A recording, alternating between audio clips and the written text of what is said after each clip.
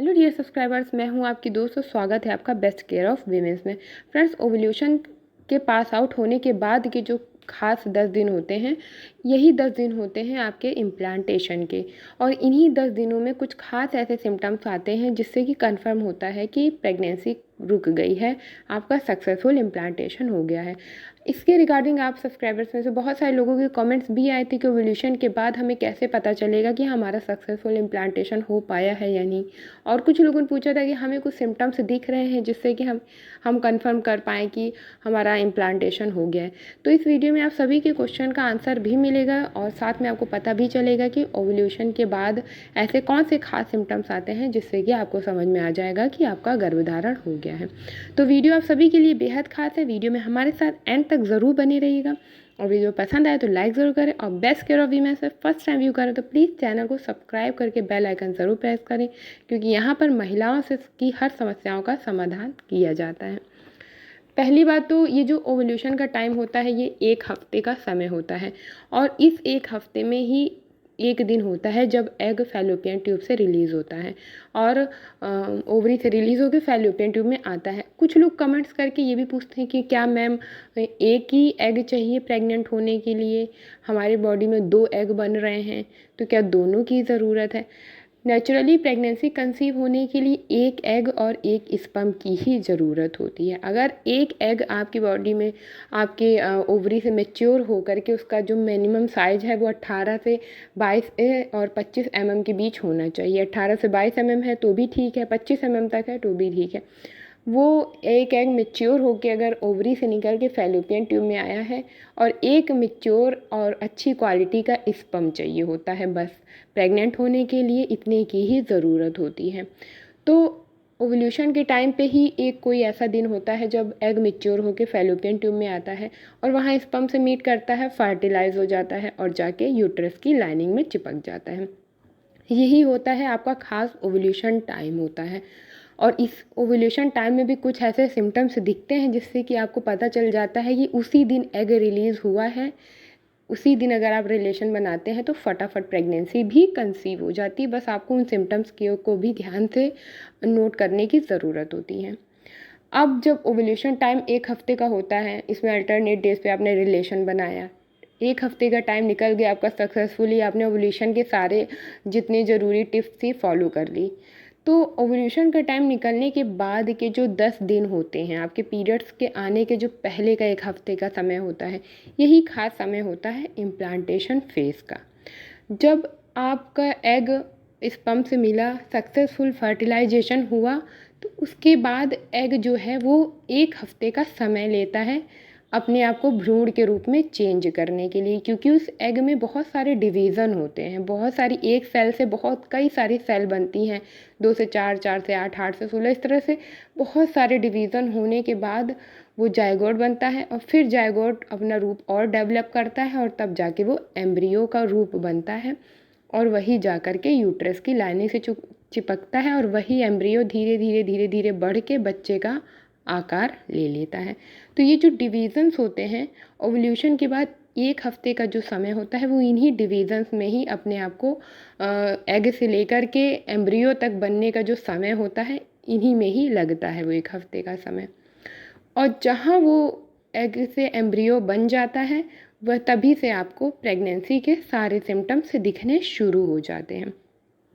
पहला सिम्टम जैसे कि आया आपको इम्प्लांटेशन ब्लीडिंग, क्योंकि वो जो भ्रूण है वो जाकर यूट्रस की लाइनिंग से चिपकेगा तो वहाँ पे वो अपने लिए जगह बनाएगा थोड़ी सी, वो वहाँ पे खुद को अच्छी तरह से इस्टेब्लिश करता है उस दीवार में, तो इसलिए वहाँ पे थोड़ी सी जगह बनाता है अपने लिए, इसीलिए आपको इम्प्लांटेशन ब्लीडिंग होती है।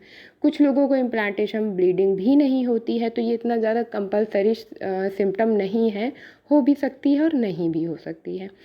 इसके अलावा ब्रेस्ट में टेंडरनेस होना, सर में दर्द होना, पीठ में बहुत तेज़ दर्द होना, पैरों में दर्द होना, थकान होना, कमज़ोरी होना, वॉमिटिंग नौजिया जैसा लगना, मॉर्निंग सिकनेस आना, पेट में हल्का दर्द होना, बहुत ज़्यादा यूरिन जल्दी जल्दी आना, पसीना आना गर्मी में, प्यास बहुत ज़्यादा लगना, भूख या तो ज़्यादा लगना या तो कम हो जाना, नींद या तो बहुत ज़्यादा हो जाएगी या तो कम हो जाएगी, किसी काम में मन न लगना, चक्कर आना, कमज़ोरी महसूस होना, ये सारे लक्षण आने लगते हैं। और कुछ लोगों के साथ क्या होता है, आज के टाइम में लोगों को, मैंने अपने आसपास भी बहुत केसेस देखे कि उन्हें प्रेगनेंसी के कोई सिम्टम नहीं दिखते, सिर्फ उनके पीरियड्स मिस होते हैं और उनका टेस्ट पॉजिटिव आ जाता है। तो ये दोनों केसेस पॉसिबल हैं। आपको सिम्टम्स भी दिखेंगे, हो सकता है कि सारे के सारे सिम्टम्स दिखें, हो सकता है सिर्फ 1 या 2 ही सिम्टम दिखे, कि जैसे कि तेज़ कमर दर्द हो गया आपको, और आपको फ़ीवर आ गया है, या फिर आपका कमज़ोरी आपको महसूस हो रही है, आपको काम करने में मन नहीं लग रहा है। हो सकता है 2 ही 3 सिम्टम्स आए जिससे कि कंफर्म हो जाए कि आपका गर्भधारण हो गया है। बस ध्यान देने की ज़रूरत होती है, क्योंकि ये जो पीरियड से 1 हफ़्ते पहले का जो समय होता है ना, यही सबसे ज़्यादा ख़ास समय होता है। और अक्सर लोग इसी समय में कुछ गलतियाँ कर जाते हैं, जिसकी वजह से उनका इम्प्लांटेशन फ़ेल हो जाता है। तो मैं यही कहना चाहूँगी कि इस दौरान जो भी भोजन करें, वो ऐसा खाना खाएं जिसकी तासीर ज़्यादा गर्म ना हो। जो भी फल आप खाएं, वो ऐसा खाएं जो कि प्रेगनेंसी में भी खाए जाते हों। ऐसी चीज़ें खाएं जिससे कि गर्भपात होने का डर ना हो। क्योंकि अगर आपकी प्रेगनेंसी कंसीव हुई है, तो वो आपको बाद में पता चलेगा, जब आपके पीरियड्स मिस होंगे, या आपको जब प्रेगनेंसी सिम्टम्स दिखेंगे, या फिर जब आप पीरियड्स मिस होने के 6-7 दिन बाद प्रेगनेंसी टेस्ट करेंगे, तब आपको पता चलेगा। लेकिन ये सावधानियाँ जो हैं, ये आपको पीरियड से पहले, पीरियड के आने से पहले ही और आपके ओव्यूलेशन टाइम के बाद से ही रखनी शुरू कर देनी है, ताकि आपका सक्सेसफुल इम्प्लांटेशन हो जाए। तो खाने पीने की चीज़ों में सावधानी रखें, बहुत ज़्यादा गर्म तासीर वाली चीज़ें ना खाएं। फलों में पपीता, अनानास ना खाएं, क्योंकि इससे गर्भपात होता है। बहुत ज़्यादा भाग दौड़ करना, सीढ़ियाँ चढ़ना उतरना, बैठना, खड़े होना, इन सब चीज़ों को अवॉइड करें, क्योंकि इससे मिसकैरेज होने का चांसेस, या फिर प्रेगनेंसी आपकी कंसीव हो रही थी, आपका इम्प्लांटेशन सक्सेसफुल होने वाला था, लेकिन कुछ लापरवाहियों की वजह से वो सक्सेसफुल नहीं हो पाया। और जब आपका ओव्यूलेशन टाइम निकल जाए, तो उसके बाद रिलेशन फिर मत बनाइए, क्योंकि हो सकता है कि अब आपका इम्प्लांटेशन फेज़ चल रहा है, वो सक्सेसफुल होने वाला हो। तो अब ऐसे टाइम पे अगर आप रिलेशन बनाते हैं, तो फिर प्रेगनेंसी कंसीव नहीं होगी, आपका मिसकैरेज हो सकता है, या फिर ब्लीडिंग हो जाएगी, और पीरियड्स के साथ वो ब्लीडिंग निकल आएगी और इम्प्लांटेशन नहीं हो पाएगा। तो ये बहुत ज़रूरी ख़ास बातें हैं, जो कि ओव्यूलेशन के बाद आपको ध्यान रखनी है। और ये जो मैंने सिम्टम्स बताए हैं, ये आपको पीरियड से आने के 4 से 5 दिन पहले, 6 दिन पहले दिखने शुरू हो जाते हैं। तो बस आपको ध्यान देने की ज़रूरत है और सतर्क रहने की ज़रूरत है। सिम्टम्स दिखें तो उन्हें नोट करें कि आपको क्या क्या बदलाव अपने शरीर में दिख रहे हैं, जो कि पहले नहीं दिखते थे। और जब ये चेंजेस दिखाई दें, तो अपने खान पान में और अपने लाइफ स्टाइल में थोड़ी सी सावधानी बरतें, ताकि आपका सक्सेसफुल इम्प्लांटेशन हो, और जब आप प्रेगनेंसी टेस्ट करें तो वो सक्सेसफुली पॉजिटिव भी आए।